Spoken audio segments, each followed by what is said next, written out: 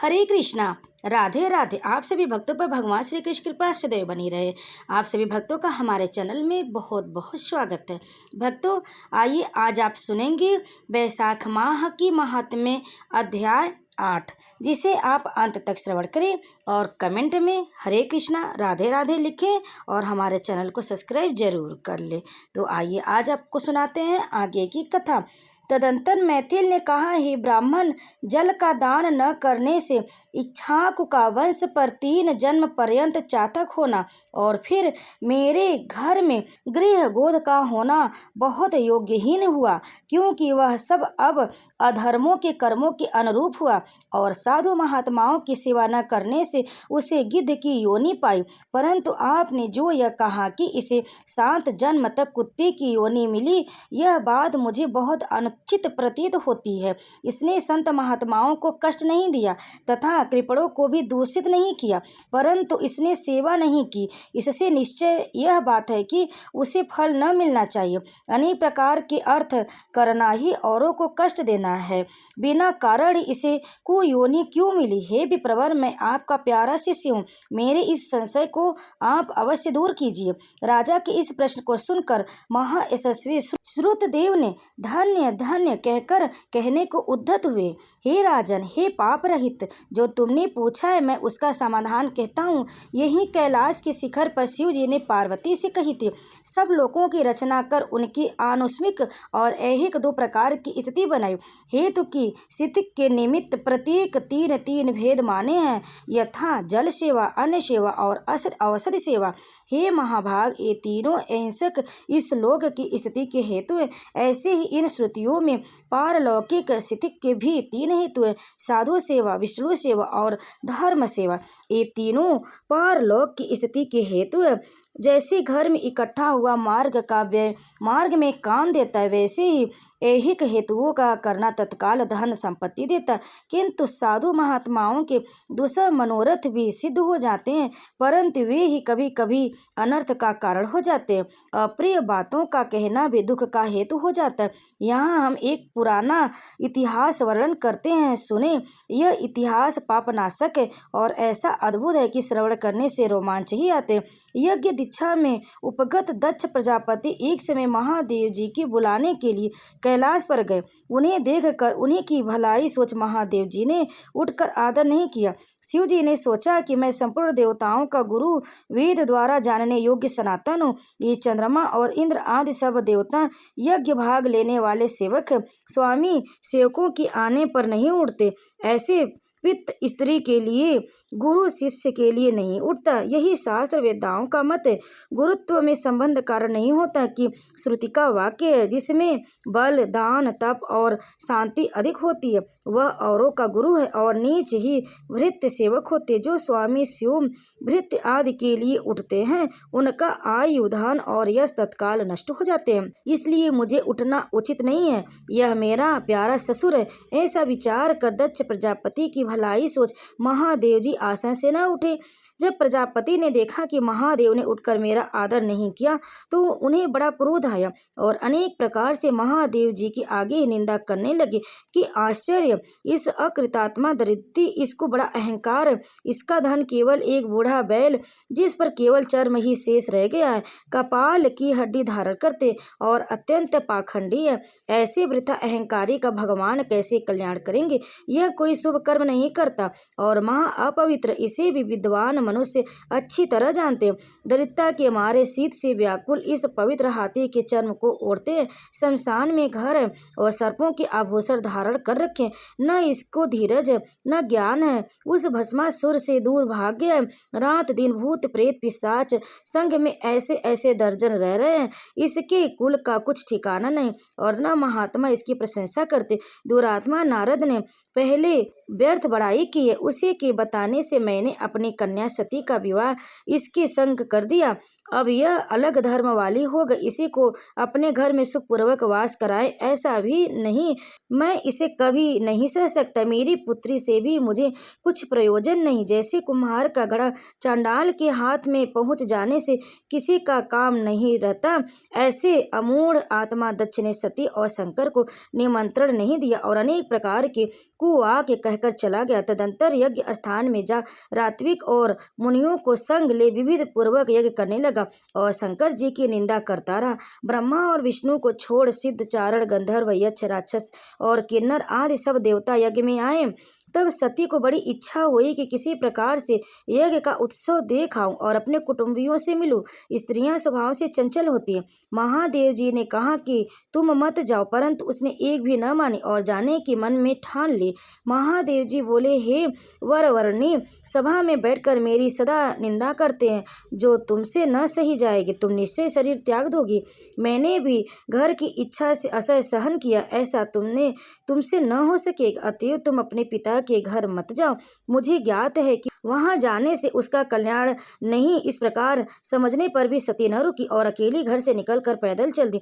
तब नंदी ने चुपचाप सती को अपने पीठ पर बैठा लिया और करोड़ों भूतादि महादेव जी के गढ़ पीछे हो लिए और यज्ञशाला में जाकर प्रथम महल के भीतर गई। परंतु जब उनसे कोई न बोला, तब क्रोधित होकर वहां से बाहर चली आई और महादेव जी के स्मरण कर वहां गई जहां यज्ञ हो रहा था।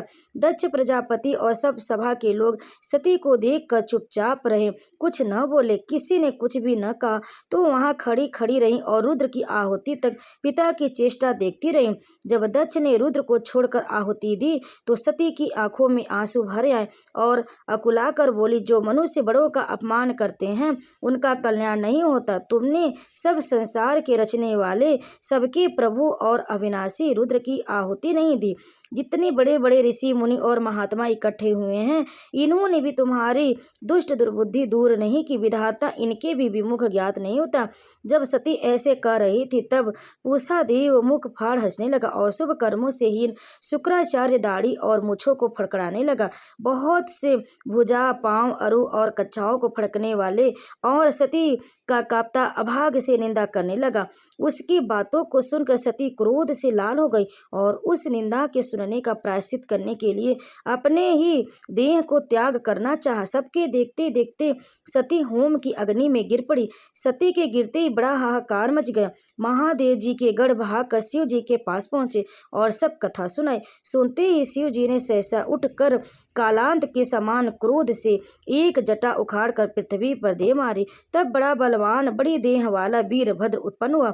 उसके सहस्त्र भुजा थी और उसका रूप यमराज के समान था। वह वीरभद्र महादेव जी के सम्मुख हाथ जोड़कर खड़ा हो गया और कहने लगा, हे प्रभु, जिस काम के लिए तुमने मुझे उत्पन्न किया वह काम बताइए। यह सुन के रुद्र भगवान क्रोध करके सम्मुख खड़े हुए वीरभद्र से बोले, तुम अभी जाकर मेरे निंदक दक्ष का नाश कर दो, जिसके कारण प्रिया सती को देह त्यागना पड़ा, और बड़े बड़े बलवान भूत गणों को आज्ञा दी कि तुम भी इसके संग जाओ। महादेव जी की आज्ञा पाकर सबके सब यज्ञशाला में पहुंचे और देवता, असुर, मनुष्य आदि सब सुबटों को मार गिराया। पूषा दांत निकाल कर हंस रहा था। वीरभद्र ने उसके दांत उखाड़ डाले तथा दुरात्मा भृगु की दाढ़ी मूछ उखाड़ डाली। जिसने जो जो अंग फड़काया था उसका वही अंग वीरभद्र ने उखाड़ कर फेंक दिया। तब दक्ष का सिर काटने के लिए बड़ा उद्योग किया, क्योंकि उसके सिर की रक्षा भृगु अपने मंत्र बल से कर रहा था। इससे सिर नहीं कटता था। तब वीरभद्र ने स्वयं आकर उस दुरात्मा का सिर काट कर अलग कर दिया।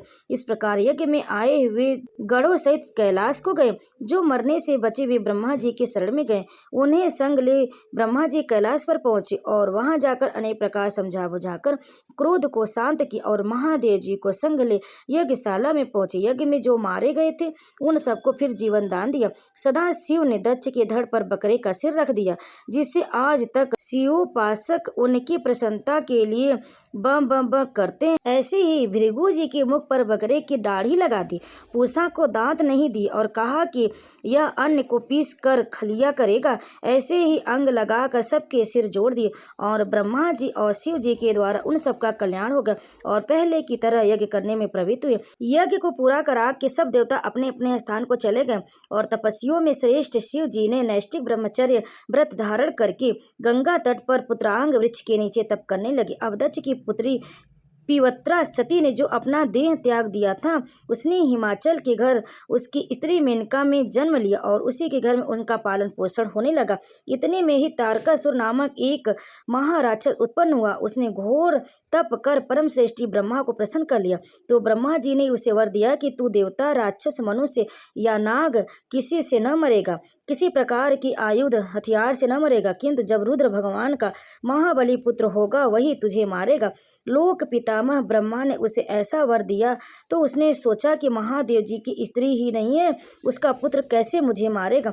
ऐसा सोच राक्षस वह वर पाकर तारक अपने घर जा सबको सताने लगा। उसने सब देवताओं को दास बना लिया और उसकी स्त्री उसके घर में दासी बनकर रहने लगी। जब उसने देवताओं को बहुत सताया तो वे ब्रह्मा जी की शरण में गए। उनको दुख का सुनकर ब्रह्मा जी बोले, हे देवताओं, वर देते समय मैंने कहा था कि शिव जी के पुत्र के बिना तेरा वध कोई न कर सकेगा, इसलिए वह शिव जी के पुत्र से उसका वध असंभव है। एक उपाय करो। रुद्र भगवान की पत्नी सती पहले अपने पिता के यज्ञ में शरीर त्याग दिया था, अब उसने हिमाचल के घर जन्म ले लिया और पार्वती उनका नाम है, किंतु रुद्र भगवान हिमाचल के शिखर पर घोर तप कर रहे हैं। किसी तरह लोकेश्वर भगवान रुद्र से पार्वती का पाणी ग्रहण कराना चाहिए। तब सब देवता इंद्र के संग अमरावती में गए और वहां गुरु बृहस्पति जी से सलाह मांगी। तब इंद्र ने कहा, अपने कार्य की सिद्धि के निमित्त नारद और कामदेव को बुलाया। जब वे दोनों आए तब इंद्र यह कहने लगा, हे नारद, तुम हिमाचल के घर जाकर यह समझाओ कि पूर्व जन्म में दक्ष की कन्या और शंकर की पत्नी ही तेरी पुत्री हुई है। दक्ष की कन्या के वियोग में महादेव जी तेरे शिखर पर तप कर रहे, अतः उनकी सेवा के लिए उनकी प्रिय पत्नी तेरी पुत्री उन्हीं की पत्नी होगी और वे उनके पति होंगे। इंद्र की आज्ञा पाकर नारद जी उसकी बात मान ली। जैसा कहा था वैसे ही करने लगे। फिर कामदेव से इंद्र ने कहा, सब देवताओं तथा महादेव जी के हित के लिए वसंत ऋतु को संग लेकर तू रुद्र भगवान के तपोवन में जा। वहां तू चारों ओर मनोहर वसंत ऋतु का विस्तार कर और जब पार्वती जी महादेव जी के पास पहुंच जाएं तब धनुष पर बाण चढ़ाकर ऐसा मार कि महादेव जी मोहित हो जाए। उनका संगम होने पर सब कार्य अवश्य पूरा हो जाएगा। कामदेव जो आज्ञा कहकर बसंत ऋतु अपनी स्त्री रति और अंचरों को संग ले उसी और शीघ्र ही चला गया और जाकर अपनी शक्ति से असमय से बसंत ऋतु उत्पन्न कर दी। चारों ओर वन की शोभा अपूर्व हो गई। शीतल मंद सुगंधित वायु चलने लगी। देवात उसी समय महादेव जी भी पार्वती की सेवा में प्रसन्न उन्हें गोदी में बैठाकर कुछ कहना प्रारंभ करने लगे। तब कामदेव ने समझा कि बाण प्रिया के संगम का यही उचित समय, इसलिए धनुष उठाकर महादेव जी के पीछे चला दिया और वृक्ष की ओट से एक बाण छोड़ दिया और दूसरा बाण चढ़ाकर चलाने को ही थे कि महादेव जी का मन चंचल हो गया और वे सोचने लगे कि मेरा मन तो कभी चलायमान नहीं होता था, ऐसा विकार युक्त किसने कर दिया। ऐसे चिंता में व्याकुल होकर इधर उधर देखने लगे और तब बाईं ओर कामदेव दिखाई पड़े और क्रोध से अपने ललाटस्थ तीसरे नेत्र को खोलकर गोदी से पार्वती को दूर कर दिया। ऐसी तीक्ष्ण अग्नि प्रकट की कि सब संसार भयभीत हो गया और अग्नि से धनुष बाण समेत कामदेव भस्म हो गए। देवता अपने कार्य की सिद्धि समझकर भाग गए तथा वसंत और ऋतु भी भयभीत होकर भाग गए। पार्वती भी डर के मारे आंखें बंद कर दूर हट गई और स्त्री की निकटता छोड़ने के लिए महादेव जी भी अंतर ध्यान हो गए। महादेव जी के हित की इच्छा करने वाले देवताओं को भी कुछ फल की सिद्धि न हुई, उल्टा अनर्थ हुआ। फिर जो कोई साधु के संग दुष्टता करते उनका कहना ही क्या है। इसी प्रकार यह इच्छास का पुत्र सदा साधुओं को अप्रिय था, क्योंकि यह साधुओं की भली भांति सेवा नहीं करता था। इसी कारण उसने महा दुख भोगी और अनेक बुरी योनियों में जन्म लिया। इसलिए सब अर्थों की सिद्धि के लिए साधु सेवा अवश्य करनी चाहिए। देखो, रुद्र का अप्रिय करने से कामदेव ने भविष्य में जन्मों में बड़े बड़े दुख उठाए। जो रात दिन इस पुण्य चरित्र रूपी इतिहास पुराने इतिहास को सुनते हैं वे जन्म मृत्यु बुढ़ापा आदि से निसंदेह छूट जाते हैं। हरे कृष्णा। राधे राधे। इस अध्याय को अंत तक श्रवण करने के लिए आप सभी भक्तों का बहुत बहुत धन्यवाद।